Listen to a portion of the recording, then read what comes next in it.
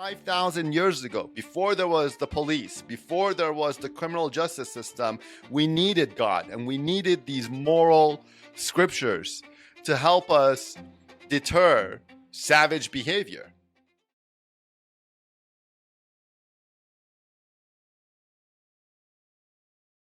And welcome to another episode of Good Problems to Have, the podcast where we discuss diet, exercise, and mindset as the means for increased happiness for you personally and around the world.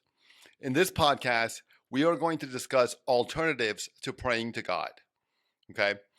So, as I've mentioned in previous posts, we must put an end to religious and moral superiority.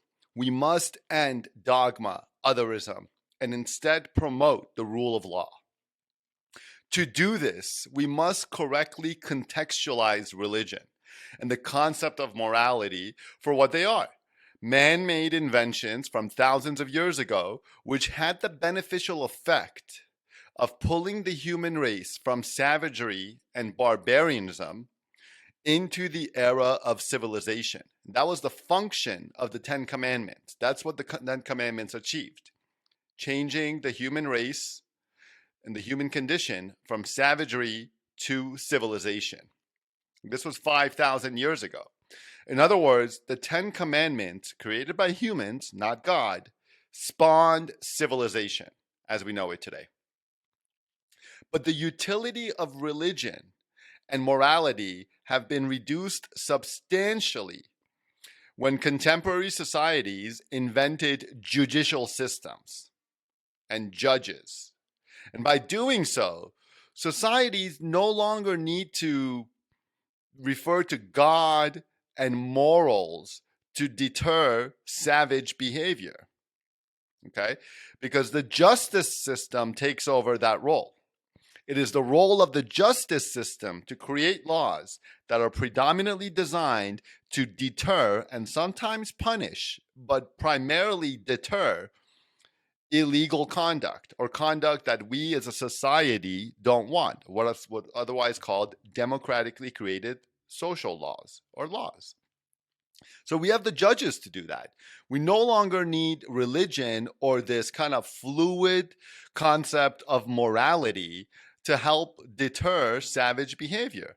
We have the justice system to do that.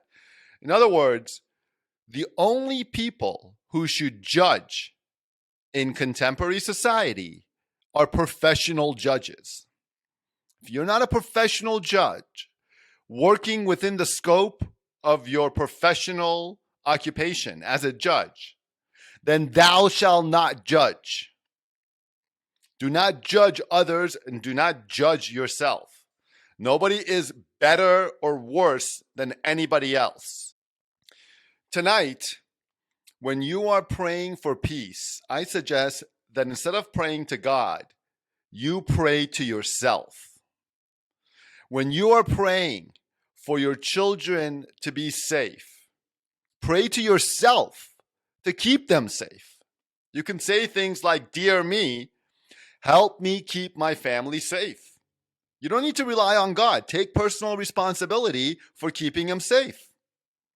If you're praying to God for more money, for more health, for more wisdom, for more friends, and for self-growth, pray to yourself instead of some abstract notion of probably other people's gods. Dear me, bring me more health, bring me more wealth, and bring me more wisdom. If you are grateful for the blessings that you have right now, which you should be, I encourage you to thank yourself rather than thanking God. Got to thank yourself. Dear me, thank me for this food. Thank me for this home and for these clothes and for my health. Thank yourself. You don't need to thank God. Okay? And most importantly, if you're committing crimes and engaging in savage behavior, do us all a favor and thank yourself rather than praising any God. Okay?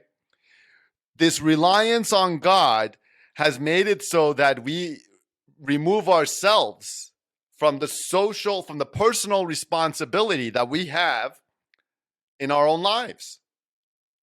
Thank yourself for the good things that you're doing in your life. Pray to yourself.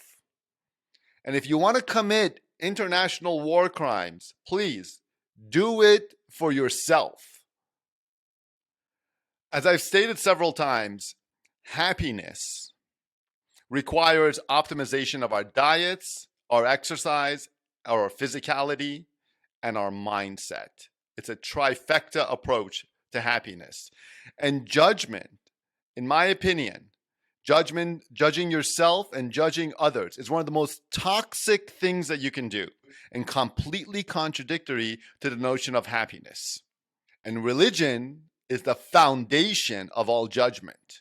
My advice to you is to let professional judges do the judging, and rather than relying on some subjective moral code, which clearly differs between individuals and between cultures, rely on yourself and thank yourself and take responsibility for yourself and your actions rather than relying on this abstract notion of God.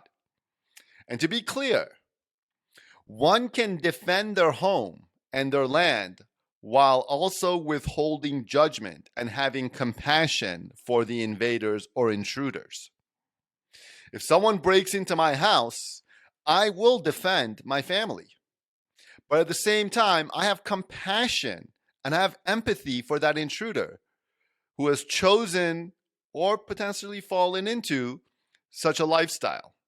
Nevertheless, the task of judgment is completely pointless. And you're better off practicing self-reliance, individualism.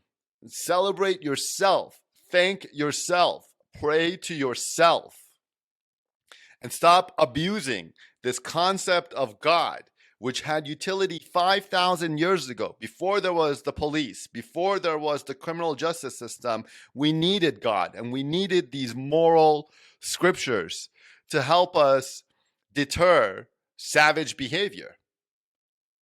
But we don't need those things anymore. We have the criminal justice system specifically designed and paid for by our tax dollars to judge. And this relieves us personally from the burden of judging and allows us to make decisions based on our own personal preferences rather than some abstract moral compass or code. So next time you're praying, practice praying to yourself. Replace the word God with me or the self and see how well it works for you. Let me know if you found it helpful in the comments. We must end the era of moral superiority. We must end the era of dogma. And we must end the era of otherism, which is the practice of saying, you are different and therefore I hate you. Let's celebrate our differences, knowing that at the end of the day, we're all human beings. We all bleed the same color. Thanks for listening. This is David Nima, host of the podcast Good Problems to Have, and I will see you in the next video.